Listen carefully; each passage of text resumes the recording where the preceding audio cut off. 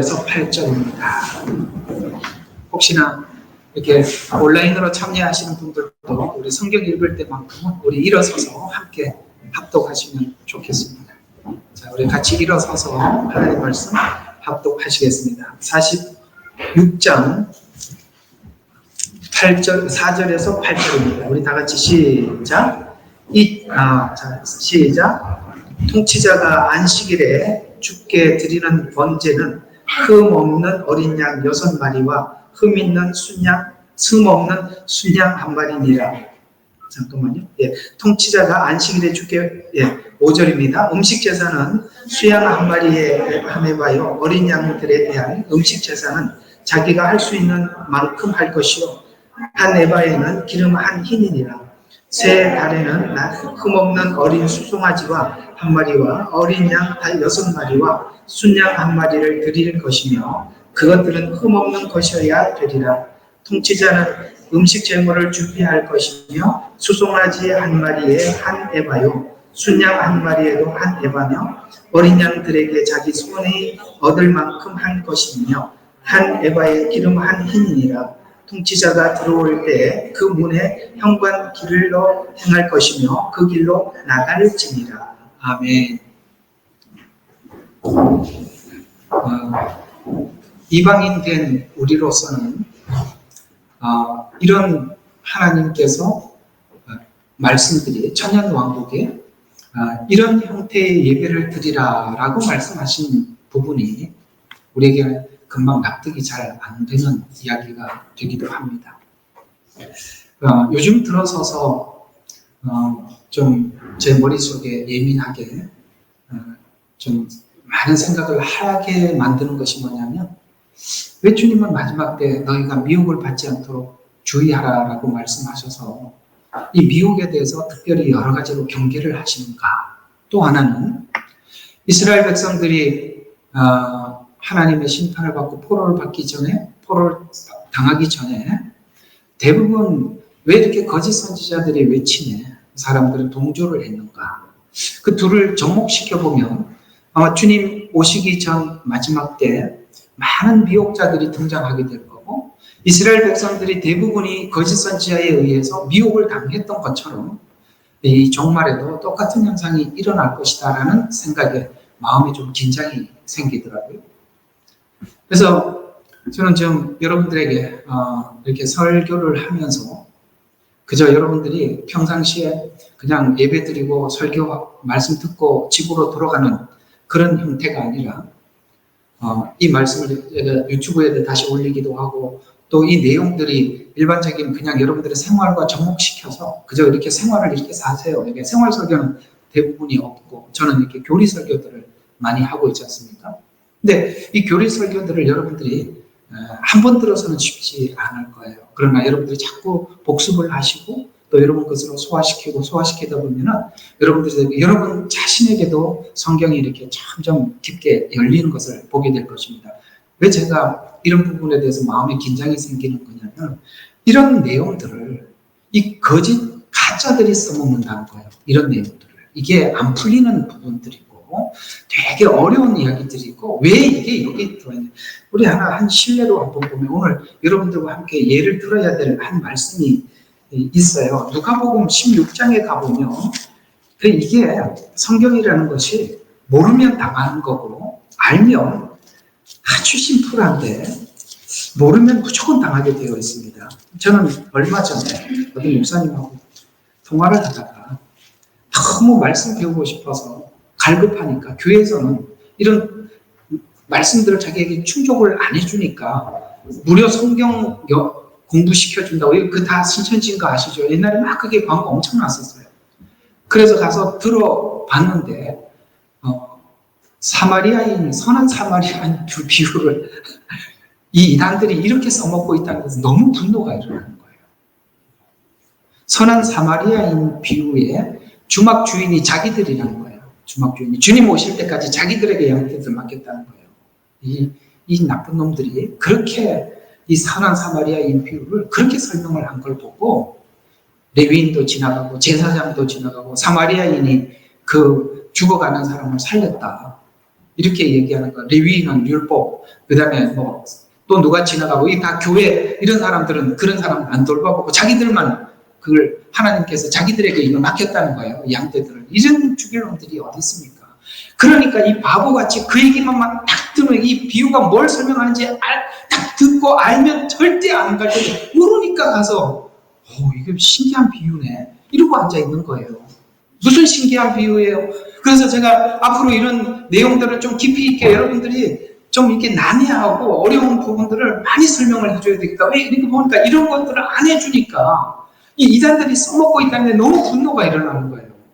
그래서 16장을 잠깐 보시면 여러분 이 내용도 16장 1절부터 어디예요? 13절까지 한 단락, 그 다음에 그 14절부터 17절까지 한 단락, 18절 한 절, 그 다음에 19절부터 마지막까지 이렇게 내용이 전부 다 다른 비유 같죠? 같은 이야기를 하고 있어요. 이걸 연결을 못 시키는 거예요. 연결이 되겠어요? 한번 보세요. 16장이 어떻게 연결될지 한번 풀어보세요. 못 풀잖아요. 굉장히 어려워요. 이거는 율법과 은혜, 이방인과 유대인에 대한 관계를 모르면 안 풀리는 거예요. 이상한 말이 하나 들어가 있잖아요. 18절 보세요. 이런 얘기하다가 느닷없이 이게 무슨 상관이 있겠어요? 한번 봐요. 16절. 18절 보세요. 누구든지 자기 아내를 버리고 다른 여자와 혼인하는 자는 간음하는 것이요 남편에게 버림받은 여자와 혼인하는 것도 간음하는 것이다. 여러분 이 16장에 있는 전체 이야기하고 18절이 이게 어울린다고 생각하세요? 어울린단 말이에요. 중요한 이야기를 여기다 집어넣었단 말이에요. 율법과 은혜를 이야기하는 거예요. 율법에서 떠나서 뭐예요? 은혜와 혼인하면 율법은 아시겠어요? 그걸 율법과 은혜를 동시에 섬겨 한 사람이 두 주인을 섬길 수 없나니 이렇게 출발하는 거잖아요. 이 이야기가 딴 이야기가 아니라 쭉 맥이 같은 이야기라고요. 이게 연결이 안 되면 비유가 떨어져 나와요. 비유가 떨어져 나오면 이 비유를 가지고 이렇게 써먹는 거예요. 아마 이 신천지에서 뭐라고 써먹는지 모르겠습니다만 분명히 써먹을 겁니다. 이상하게. 이게 뭐냐면 간단한 건데도 이거를 다른 쪽으로 설명을 하니까 우리 거지와 나사로 비유도 그래요. 그건 유대인과 이방인 관계를 이야기하는 거예요. 부자는 유대인을 이야기하는 겁니다. 유대인들은 성전도 받았죠. 율법도 받았죠. 언약도 받았습니다. 부자예요. 나사로는 누굽니까? 이방인 아닙니까? 근데 보세요.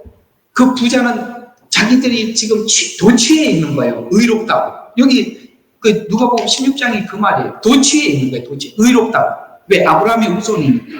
도취해 있단 말이에요. 그런데 그 앞에 있는 나사로 손을 씻기 위해서 빵을 손을 닦고 집어 던지고 개가 먼저 오면 개가 먼저 먹고 나사로가 그 빵을 주스면 나사로가 먹고 이방인들이 유대인들에게 떨어진 부스러기를 먹었다 이 말이에요. 실제 그 이야기인데 딴 데 써먹고 있잖아요. 우리는 어디다 써먹냐면 죽은 사람이 살아서 간다고 해서 믿느냐? 그렇게밖에 못 써먹죠. 물론 그 얘기도 틀린 이야기는 아니에요. 그런데 주님이 뭐라고 말씀하세요? 가서 모세와 선지자들에게 듣게 하라. 이게 뭐예요? 구약이에요. 구약. 구약의 이야기가 예수님 이야기라는 거예요. 16장에 있는 이야기들은 전혀 다른 이야기 같아도 똑같은 한 주제를 가지고 설명을 하고 있는데 이게 알아차리지 못하니까 이걸 이단들이 마음껏 써먹는데도 모르니까 당하는 거라 이 말이에요. 요즘은 저는 이렇게 성도들이 그래 이단들한테 당하는 게 굉장히 분노가 요즘 일어나요. 그래서 이거 깊이 있게라도 설명을 정확하게 해서 누가 무슨 말을 하더라도 속지 말게 해야 되겠다. 아주 너무 화가 나요. 이런 그 선한 사마리아 비유를 세상에 이렇게 써먹어요. 자기 좋을 대로 다 써먹는 거예요. 자기 좋을 대로. 아이고, 요즘은 이렇게 속이 많이 상해 있습니다. 그런 얘기를 듣고 나니까 참 성경을 가지고 기만을 하고 장난을 쳐도 이렇게까지 나쁜 짓을 하는구나. 이게 선한 분노가 일어나더라고요. 오늘 어쨌든 오늘 이 이야기를 함께 여러분들과 풀어보도록 하겠습니다. 이 천년왕국의 제사에 대해서 저번 주에 여러분들 잠깐 언급한 적이 있지요. 왜 천년 왕국에는 구약의 제사를 드리나라는 부분들을 요한계시록 안에서 구원받는 자들이 우상에게 절하지 않고 표를 받지 않는 사람들이 살아서 천년 동안 통치하리로다라고 하는 이 통치자들이 오늘 여기 이 통치자들이에요. 그러니까 이들이 고를 배당을 받아서 통치를 하고 그 다음에 또 와서 하나님 앞에 예배를 드리고 제사를 드리고, 그러니까 제사 절차에 대해서 잘 들어봐요. 아주 정확하게 요렇게 드리라라고 정확하게 제사 방법과 절차를 설명을 하고 있습니다. 이게 왜 그러나? 왜 이런 것들을, 왜 그때 드려야 될 예배를 미리 이렇게 설명을 하느냐? 자, 성경은 이렇게 되어 있어요. 이 성경은 이런 겁니다. 성경이 안 풀리면, 성경을 풀다가 해석이 안 되면 창세기로 돌아가라. 창세기 안에서도 안 풀리면 1장부터 11장에서 풀어라. 이런 말이 있어요. 이거는 성경 전체를 볼 줄 알고 성경을 꿰는 사람들이 알아듣는 말이에요. 그러니까 보통은 이거는 정말 이렇게 잘 모르면, 여기까지는 잘 모르는데 왜 그렇게 해야 되느냐면, 창세기는 뭔가 큰 사건을 짧게 단막으로 설명을 한단 말이에요. 그죠? 단막이 너무 짧아. 가인과 아벨 이야기도 짧게 끝나버리고, 그죠? 라멕 이야기도 하다가 많은 것 같이 끝나버리고, 창세기 추방 이야기도 그렇죠. 노아 이야기도 뭔가가 큰 사건인데 짧아요. 바벨탑 사건도 그렇죠. 이게 뭐냐면, 이 내용 하나만으로도 충분한데, 창세기 특히 1장부터 11장에 있는 이 사건이 뭔지를 성경 전체를 통해서 설명하려고 앞에다가 단막극으로 한 거예요. 우리가 예고편 이렇게 하면 이해가 가죠.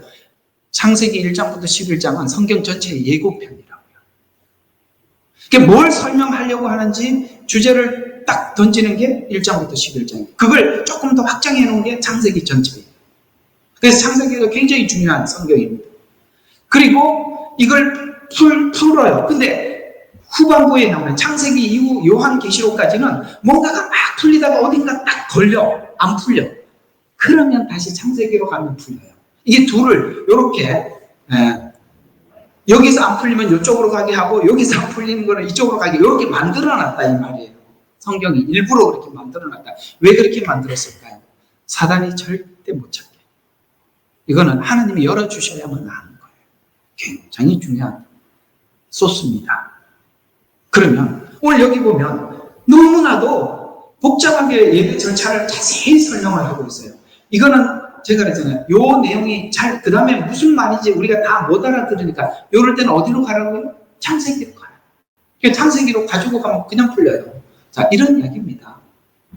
에덴 동산에서 하나님께서 다 먹어라. 이건 뭐죠? 우리 자유의지를 허락하는 겁니다. 다 해라. 자유의지. 그러나 딱 선악과는 먹지 말라는 이 선악과는 뭘 의미하느냐면, 피조물과 창조주의 구분이요.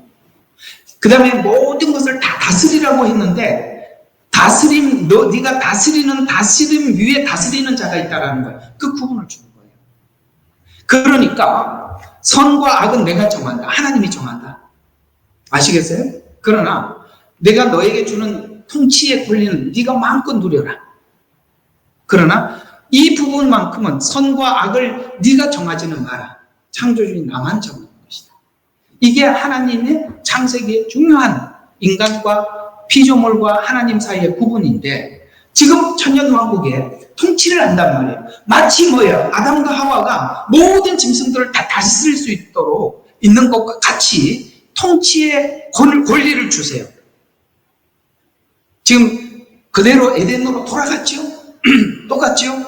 통치의 권리를 주세요.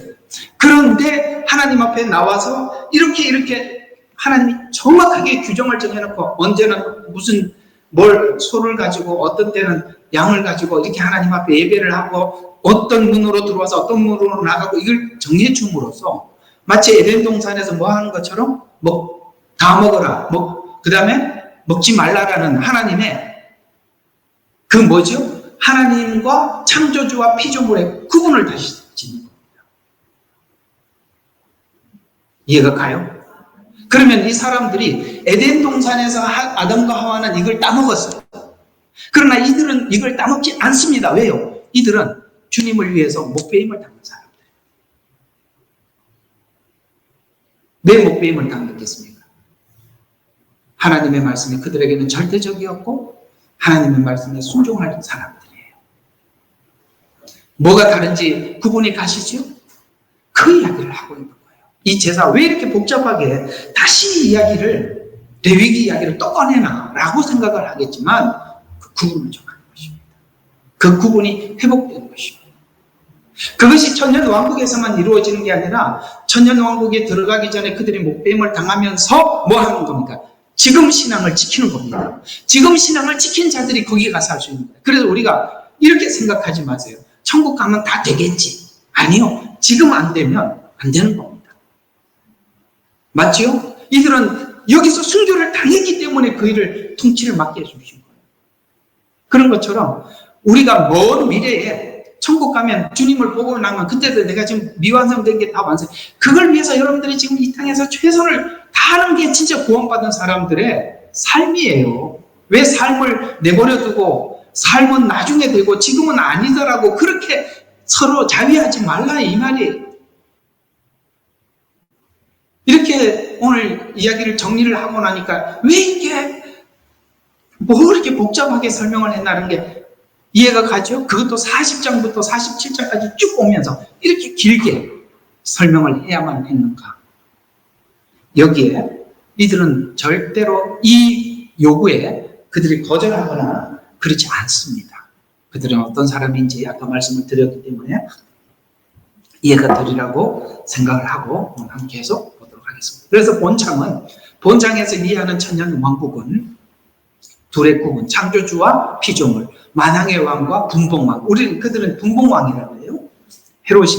헤롯은 분봉왕이죠. 그래 한 지역을 다스리는.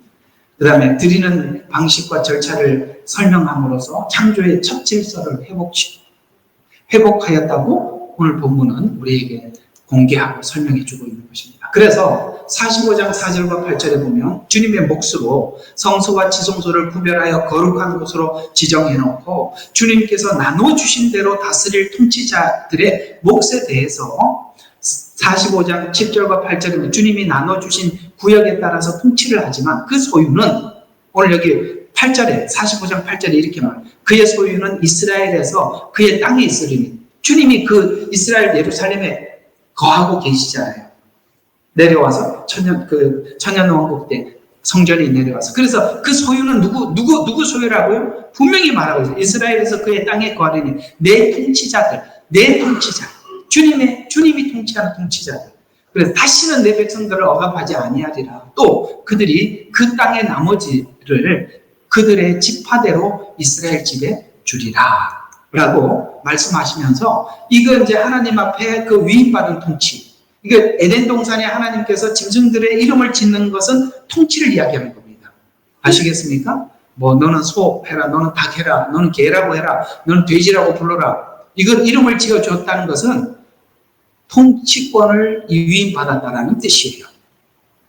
그래서 규칙에 따라 예배를 드리기 위해 정한 규칙, 오늘 46장에 이렇게 규칙을 정하고 절기를 정해 하나님께 나와 예배를 드리려고 한 이유는 이들이 천년왕국의 통치자지만 천년왕국의 통치의 주인이 예수님임을 알라 함과 인간이 왕이 아니라 그 만왕의 왕 아래 분봉왕인 인간이 있음을 인식하는 거예요. 여러분 예배소서에 보면 주인들아 상전이 있음을 알라라고 말하죠. 우리가 통치를 하거나 어떤 경제적인 주인이 되면 자기 위에 아무도 없는 줄 알아요. 그래서 사람들이 무례하게 하는 거예요. 사람을 무시하는 거예요. 오늘 하나님께서 이들에게 통치를 위임하고 너 위에 만왕의 왕인 주님이 계심을 알라. 너는 네가 마음껏 통치하는 것 같지만 항상 하나님으로부터 예수님으로부터 위임을 받아 통치함을 알아라. 위임. 오늘 여기 누가복음 16장에서도 보면 이 유대인들이 왜 그렇게 자기가 의롭다고 생각하고 거만을 하느냐면 자기들이 주인이라고 생각하기 때문에 그러는 거예요. 아시겠어요? 주인이라고 생각하기 때문에. 그래서 여러분 오늘 여기 누가복음 16장에 보면 청지기, 불의한 청지기 비유가 나오잖아요. 청지기라는 거예요. 본인이 그때 청지기라는 걸 몰라. 우리는 모두가 유인받은 거예요. 여러분 가정에 있는 자녀들이나 남편들이나 혹은 여러분들의 모든 책임은 하나님으로부터 위임받은 거예요. 그걸 우리가 하나님 앞에 성실하게 감당하는 것이 하나님 주신 부르심을 우리가 현장에서 충실하게 감당하는 것입니다. 그래서 구약은 그저 우리가 구약을 이렇게 이해하면, 이렇게 보면 구약을 몰라요. 다쳐버린다는 말이에요. 구약은 그저 법칙이나 규칙, 그 법칙과 규칙을 어기면 상을 받거나 벌을 당하는 것이 아니라 율법을 통해서 하나님께서는 자기를 보라는 거예요. 구약. 그래서 죄인임을 알고 죄인이 죄를 용서하는 원리를 성막, 하나님의 그 성막에서 제사를 하고 절기를 지키고 제사장 의식을 통해서 이렇게 죄 해결을 받는다. 근데 이 모든 그 의식들이 다 뭐예요? 십자가 사건이. 우리 지금 배우고 있으니까 뭐 더 얘기할 것도 없어요. 그래서 만일 이스라엘 백성들이 구약 말씀을 하나님이 우리를 사랑하셔서 구속하는 방식으로 그들이 이해를 했더라면 예수님께서 십자가의 제물이 되셨을 때 그 주인이 오셨구나, 우리의 대속자가 오셨구나 하고 알아보았을 것입니다. 그런데 그들이 왜 초림 때 예수님을 몰라봤을까요? 앞에 대답한 것처럼 구약에 면밀히 흐르는 법, 이게 아니라 그 속에 법을 이야기하고 그 율법에 어긋난 자들을 제사, 그래서 창출, 레위, 신, 5경 중에서 창세기, 출애굽기, 레위기가 중간에 가 있어요. 그게 뭘 이야기하느냐면 5경의 중심은 레위기라는 거예요. 레위기는 다 뭡니까? 절기, 제사, 그런 거잖아요. 그 십자가예요. 십자가 이야기가. 그러니까 십자가가 중심에 창세기, 출애굽기가 있는 거예요. 민수기, 신명기가 있는 거예요. 그래서 5경의 제일 중요한 성경이 뭐냐? 우리는 보통 창세기로 생각해요. 창조다. 아니, 출애굽기다. 구원이다. 아니에요. 그 구원이 무엇이냐? 십자가다. 레위기가 주체라는 말이에요. 그런 것처럼 구약에서 면밀히 흐르는 레위기 안에 흐르는 십자가의 사랑, 그걸 이해하지 못했기 때문에 그런 것입니다. 자, 레위기가 성경의 중심이라고 그랬어요. 이 말을 기억을 하면서 요한복음 4장 39절과 44절을 보면 이렇게 말씀합니다. 성경을 상고하라. 여러분 여기서 말하는 성경은 뭘까요? 구약이죠. 그래서 상고해라. 이는 너희가 성경에 영생이 있다고 생각함이니. 그래서 유대인들이 생각하고 있는 영생은 나는 아브라함의 후손, 그러면 나는 율법을 지켜서 의로, 이렇게 생각을 해서 영생을 나는 얻었다라고 생각하는데 그 성경은 나에 관해서 증거하고 있다. 그러니까 이렇게 성경을 접근해 들어가니까 이 안에 예수님을 볼 수가 없는 거예요. 그러니까 그 성경은 나에 관해서 증거하고 있음이라 너희는 생명을 얻으려고, 아까 영생이라고 생각, 그 영생을 얻으려고 내게 오지 않고 다른 쪽에서 구하고 있다. 그러면서 원치 아니하는도다. 나는 사람으로부터, 왜 그렇게 하는지 짧게 설명하는 거예요. 너희들이 왜 나한테 오고 사람이 돼 가는지를 이렇게 말해주고 있어요. 그러나 내가 너희를 아노니 너희 안에 하나님을 사랑하는 것이 없다. 자, 사람으로부터 영광을 받지 아니하느니라. 이 무슨 말이에요? 그들은 율법을 가졌다, 율법을 지키고 있다, 아브라함의 후손이다 라는 것으로 인해서 사람들에게 영광을 받고 있는, 이걸 즐기고 있는 거예요. 그러니 예수님이 오셨을 때 원수가 온 거죠. 왜 바리새인들이 예수님을 죽일 생각을 했죠? 많은 사람들이 예수님을 따라가서 예수님께 말씀을 듣기 시작했기 때문입니다. 그게 뭡니까? 사람들인데 자기 영광을 얻고 있었는데 그 사람들에게 시선과 영광을 빼앗기기 때문에 예수님을 그렇게 질투한 거예요. 그래서 나는 사람으로부터 오는 영광을 받지 아니하느니라는 말 속에 반전이 있는 거예요. 너희들은 사람으로부터 오는 영광을 지금 구하고 거기에 시선이 머물러 있는 거 아니냐, 이런 이야기가 되는 거죠. 그러나 나는 너희를 아노니 뭐예요? 사랑은 없다. 구약은 사실 법이 아니라 하나님의 사랑을 이야기해요. 율법이 주제가 아니라, 신명기가 주제가 아니라 레위기가 주제란 말이에요. 사랑이 주제라. 그래서 하나님이 사랑이 없다는 것이라 너희가 서로 영광을 받으면서, 그러니까 이걸 못 놓는 거죠. 오직 하나님으로부터 오는 영광을 구하지 아니하니 어찌 나를 믿을 수 있느냐. 여러분, 사람 앞에 인정받으려고 하는 이 인정 욕구가 있으면 주님 앞에 갈 수가 없어요. 사람이 걸림돌이라고요. 사람이 걸림돌이라고. 그래서 구약 성경의 핵심은 사랑인데, 그들은 종교적인 열심, 그 다음에 율법적인 규칙, 아브라함의 후손과 아닌 자를 구별하는 것으로 이해하고 있었기 때문에 주님 앞에 오지를 못했던 것입니다. 천년왕국에서 구약의 성막 제사가 절기를 다시 설명하는 이유는 통치자들이 대부분 이런 자들이기 때문에, 자, 통치자들이 이런 자들이기 때문에 지금 설명을 하고 있는데, 자, 이걸 좀, 자, 오늘 이 이야기를 내가 여러분들한테 잘 전달을 해야 되는데, 잘 전달을 받으셔야 됩니다. 일단은 여러분들이 요한계시록의 세 장을 기억하세요. 하나는 7장, 14장, 20장. 몇 장? 7, 14, 20. 그러니까 공부를 하면서, 자, 하나님께서 우리가 머리가 너무 안 좋으니까 잘 기억하라고 7 곱하기 2, 14. 이렇게 얼마나 맞죠? 7의 배수는 14장이잖아요. 그러니까 7장만 기억하면 14장은 저절로 기억해요. 그리고 20장. 이게 전부 다 어떤 이야기냐면 이런 이야기예요. 7장은 앞으로 7년의 환란 성격이 뭔지를 설명해 주는 거예요. 거기 14만 4천명. 지파 이름이 나오고 12,000, 총 14만 4천 이렇게 나오고, 그 다음에 흰옷 입은 많은 무리들 이렇게 나옵니다. 이게 지금 7년 환란의 성격을 대변하는 겁니다. 그래서 7년 환란은 뭐냐라는 질문에 하나님이 이렇게 대답하는 거예요. 그때는 추수기다. 엄청난 사람들이 돌아올 것이다. 이게 7장 이야기예요. 그거는 시간을 이야기하는 게 아니라 개론이라고요. 14장은 14만 4천이 시온산에 섰어. 시온산에 섰다는 것은 재림에서 내려왔다는 거죠. 시온산에 발을 디뎠어요. 스가랴에서 말했죠. 그 발이 시온산에 이를 것이에요. 시온산 위에 섰어요. 그리고 14만 4천이 함께 왔어요. 그들이 누구냐? 20장에는 통치자들이다. 이렇게 설명을 하는 거예요. 그림 그려지셨죠? 네, 14만 4천이다. 14만 4천이 환란을 겪었다. 그래서 이걸 지나온 사람들은 새 노래로 하나님을 찬양합니다.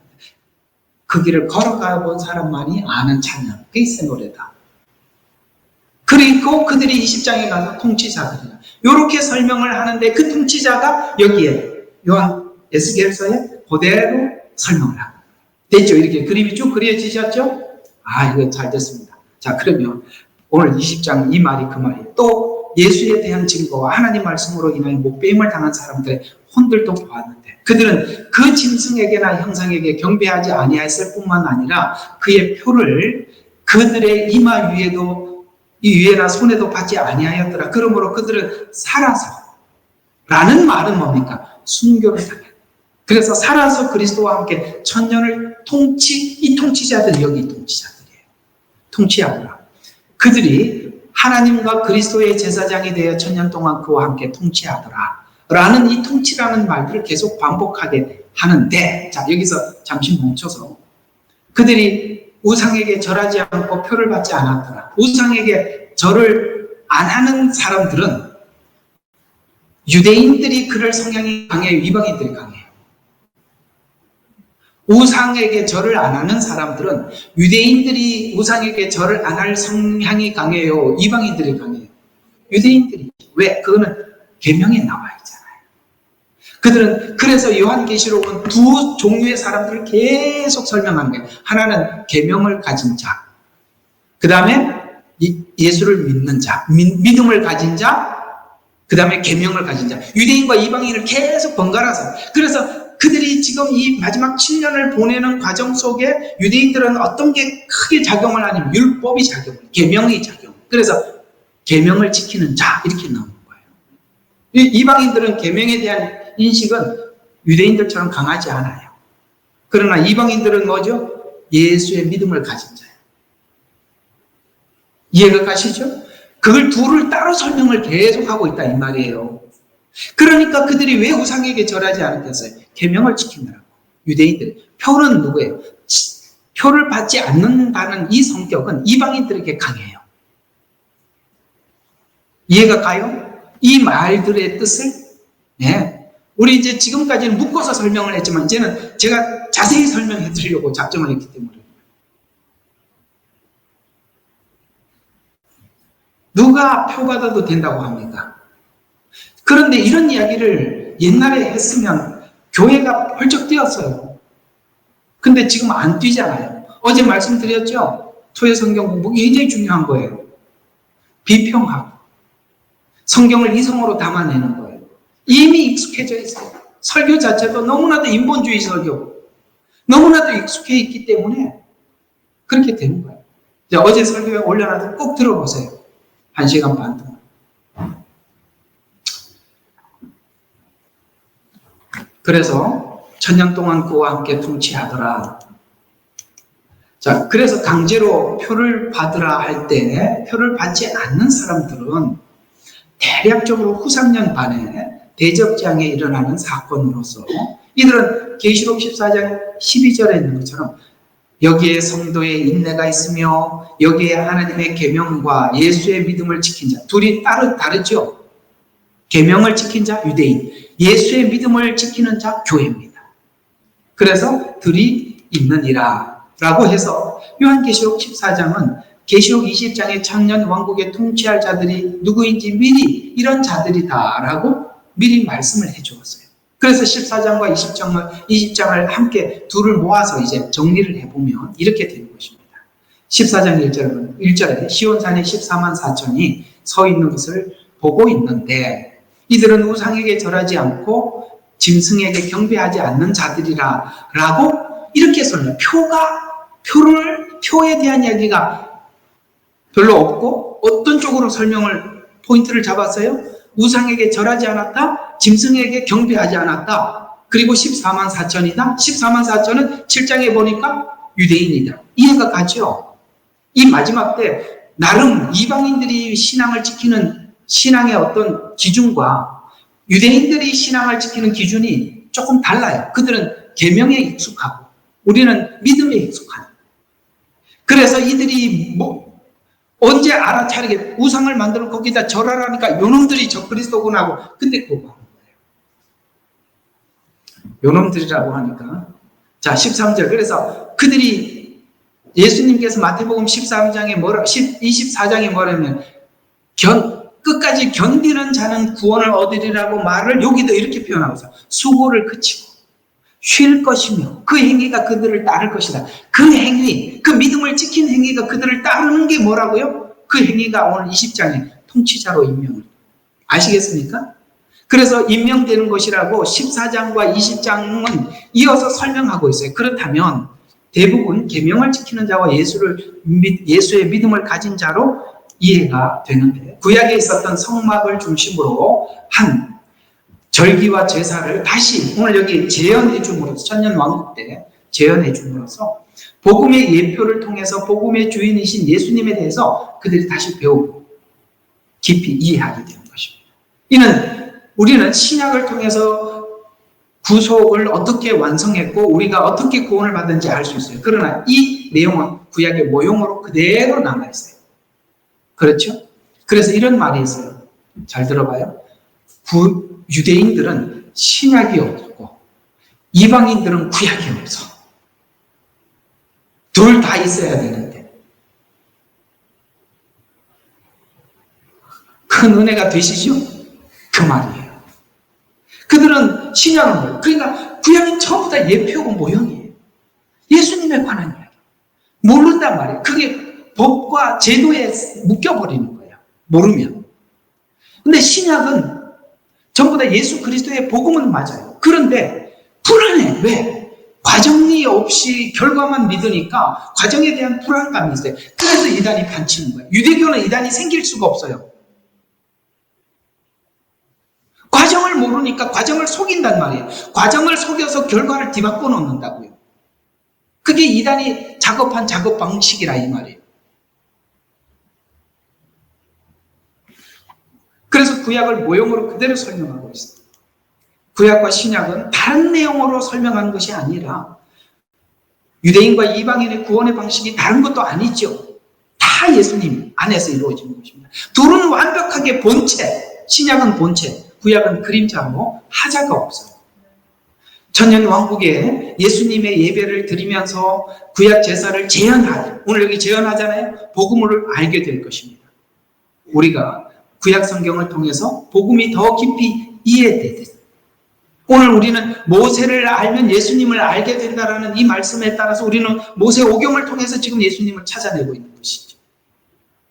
이 내용은 여기서도 이해할 수 있는데 부자와 오늘 이제 누가복음 16장에 나사로 비유인데 부자가 아브라함에게 부탁하면서 형제들을 보내서 나사로를 보내서 형제나 친척 여기서 부자는 누구냐? 이 유대인이니까 친척이 다 유대인들이라 이 말이에요. 지금 유대인 전체를 이야기하는 거예요.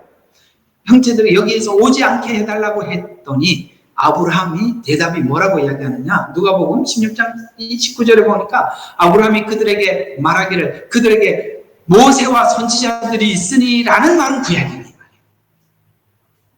그래서 있으니 그들에게 듣게 하라고 하더라. 근데 우리는 이걸 가지고 뭐라고 이야기하냐? 자꾸 이걸 복음을 모르니까 야 죽었다 산 사람들이 간증이 얼마나 많냐 들어봐라. 천국을 보고 왔다 그러잖아. 그 누가 그거 듣고 믿는 사람 몇 명 안 되잖아요. 막 와서 나 천국 보고 왔어요. 지옥 보고 왔어요. 믿어야 돼요. 천국이 있구나. 근데 성경을 알아야 믿지요. 천국과 지옥을 안다고 구원받는 게 아니잖아요. 아시겠어요? 그걸 설명한다고 믿어지는 게 아니에요. 구원의 주체를 알아야지. 그래서 그들에게 듣게 하라고 하더라.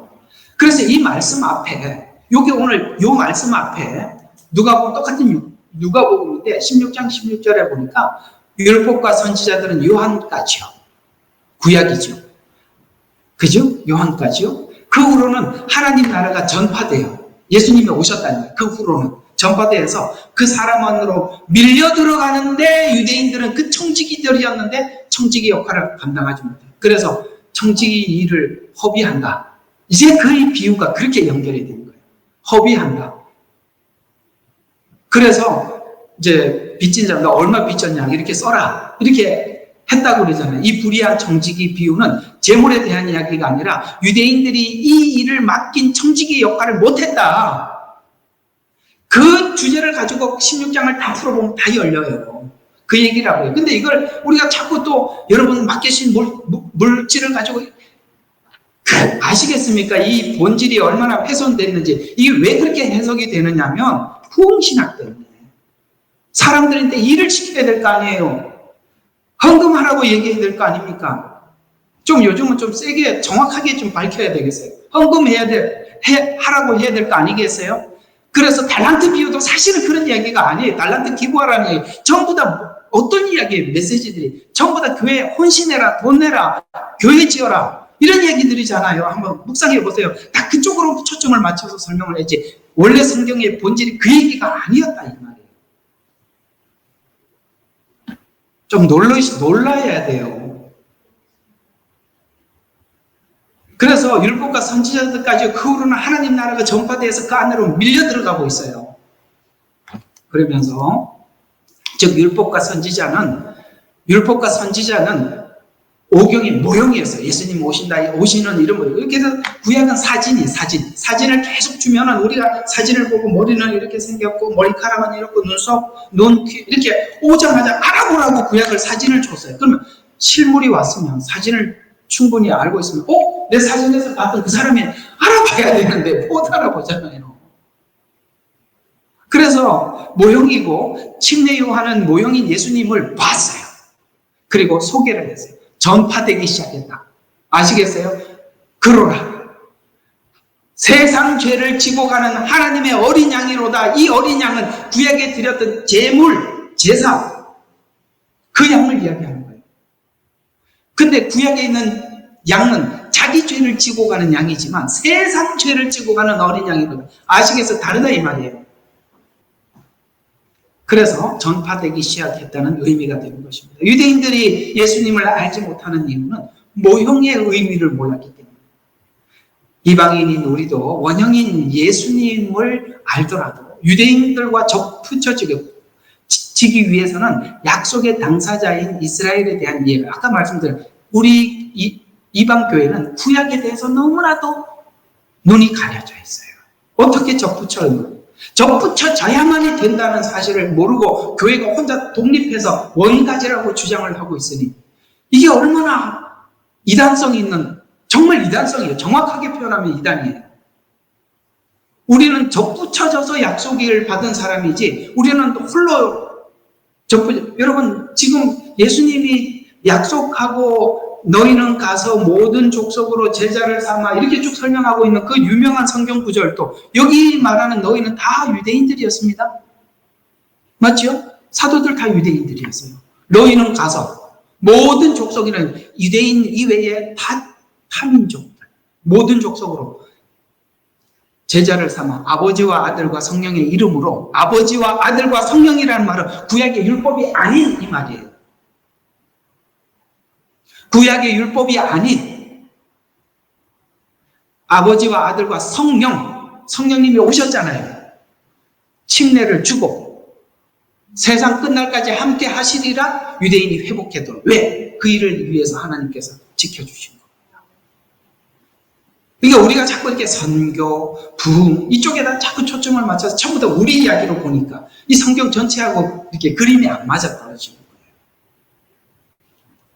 그래서 우리는 약속 당사자인 이스라엘에 대한 이해가 있어야 돼요. 그럴 때 구약이 지나간 시대의 책이 아니라 신약과 구약이 하나 돼요. 그 안에 있는 예수님을 발견하게 되고 알게 되는 것입니다.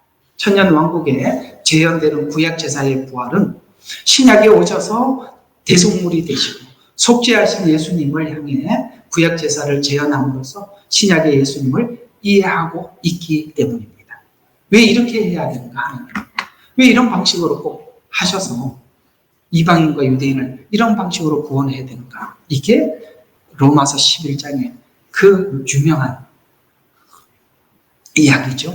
이방인이나 유대인들이 모두가 하나님의 자비 안에서만 구원을 얻어야 되기 때문에 유대인들은 자꾸 어디에서 구원을 얻으려고, 율법을 지켜서 구원을 얻으려고 해요. 하나님의 은혜 안에서 구원을 얻으면 하나님도 우리가 볼 때는 의로운 분이고 하나님이 우리를 봐도 의롭다고 하세요. 유대인들은 자기만 의롭다가, 그건 하나님의 구원이 아니라 이 말이에요. 우리가 이해하고 있는 구원은 뭡니까? 하나님 참 의로우신 분이, 왜? 그냥 아무것도 안 하고 그냥 알았어 나게 죄 용서해 주게 이렇게만 하면 의롭지 않아요. 어떻게 그게 의롭겠어요? 먹는 날에는 죽으리라고 했는데 그 죽음의 문제가 해결 안 됐는데도 의롭다고 하면 그건 우리가 하나님 믿을 수 없어요.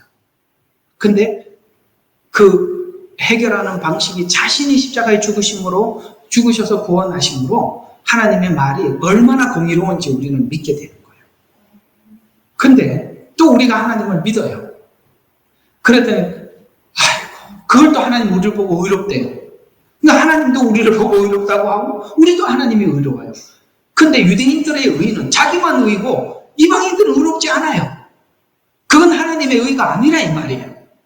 그래서 모두가 하나님이 주신 그 혜택, 십자가의 은혜로 구원을 받게 하기 위해서 이와 같이 이제 이들을 믿지 아니하는 것은 너희의 자비를 통해, 이들은 누구예요? 유대인들이죠. 그래서 너희의 자비를 통해서라는 것은 이방인들의 자비. 아까 이제 나사로 비유 그대로 그 얘기예요.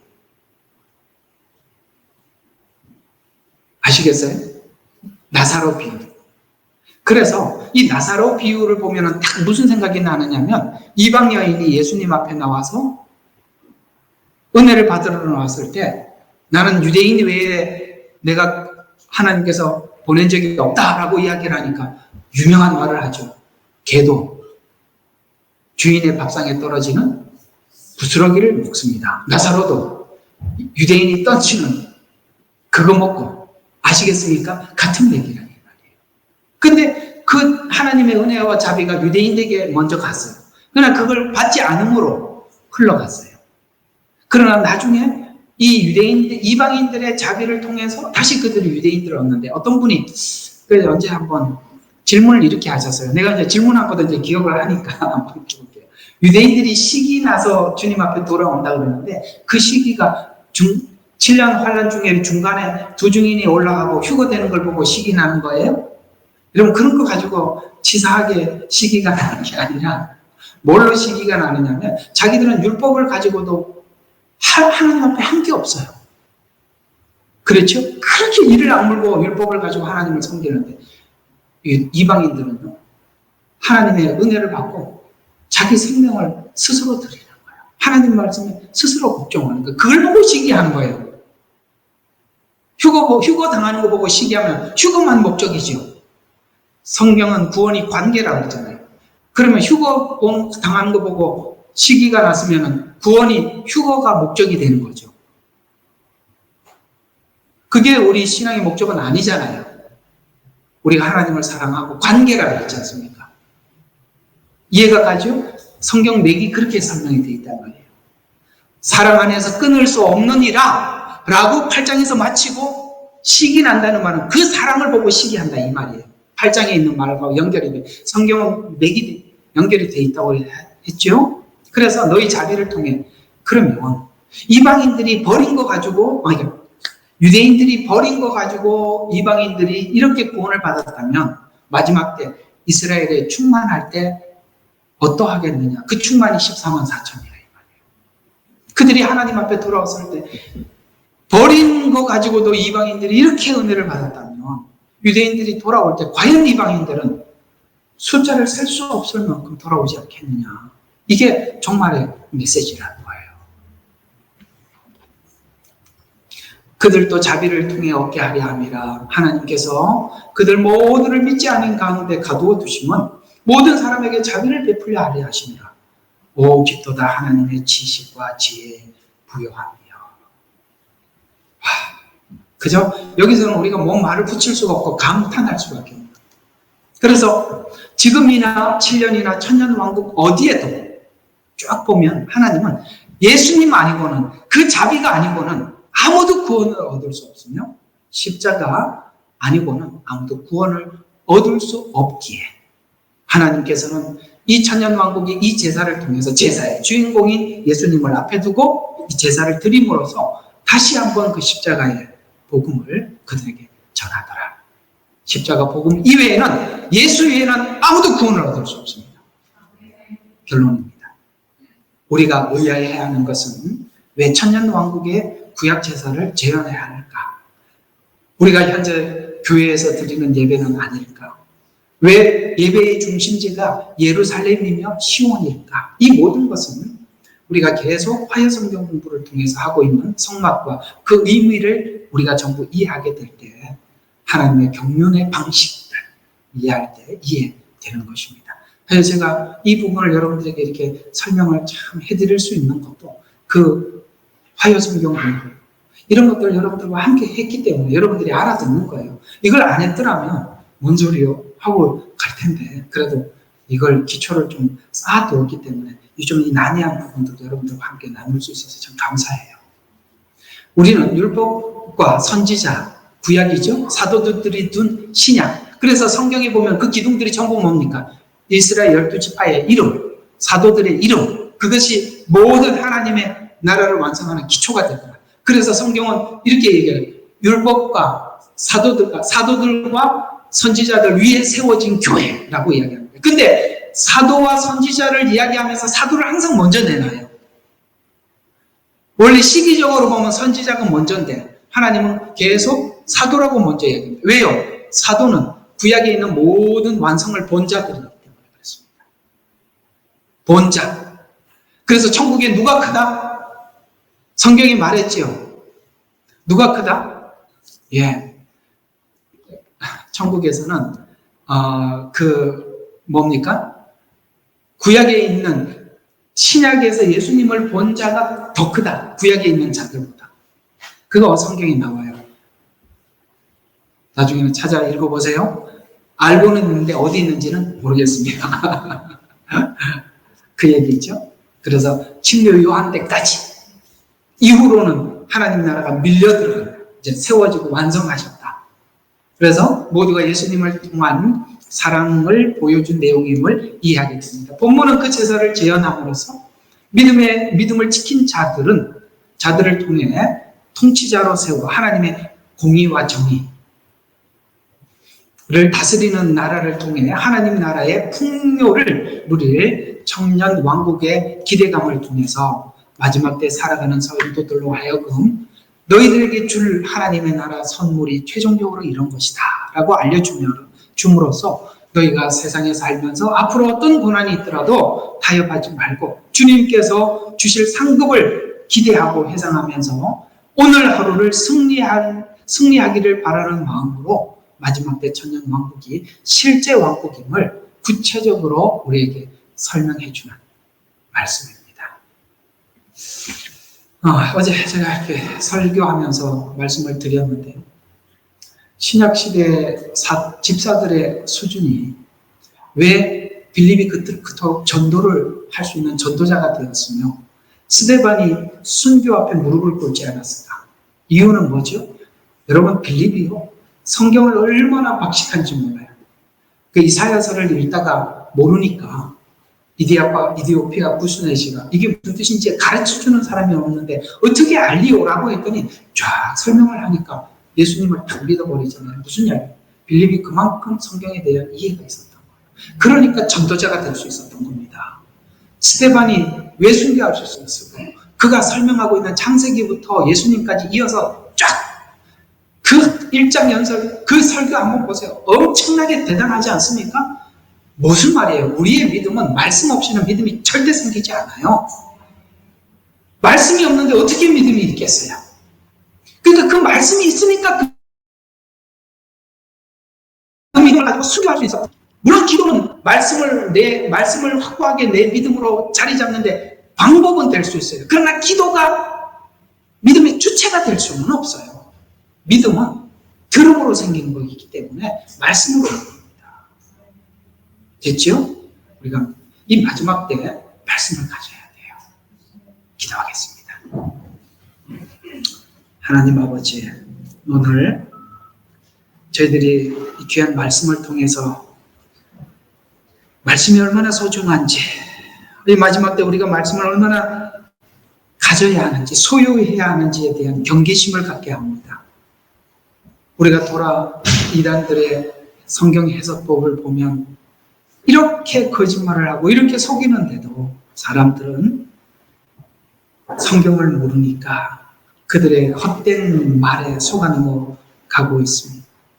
무엇보다 하나님, 이 부족한 종이 하나님 앞에 구하옵기는 맡겨준 양떼들에게 충분하고 넉넉한 말씀을 전해서 하나님, 저들이 끝까지 믿음을 지킬 수 있도록 하나님 은혜를 베풀어 주시고 말씀을 더 확고하게 열어 주시옵소서.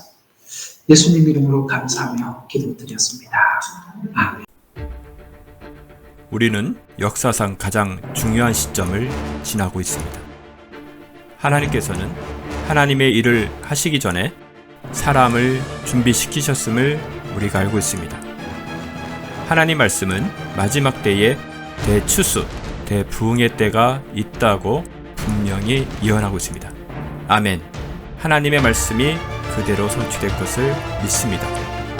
예레미야 눈물은 잠자는 교회와 영혼을 깨우기 위해 노력하고 있습니다. 이 가슴 뛰는 일에 함께 하길 원하시는 분은 카카오 채널로 연락 주시기 바랍니다. 당신은 위대한 하나님의 사람입니다.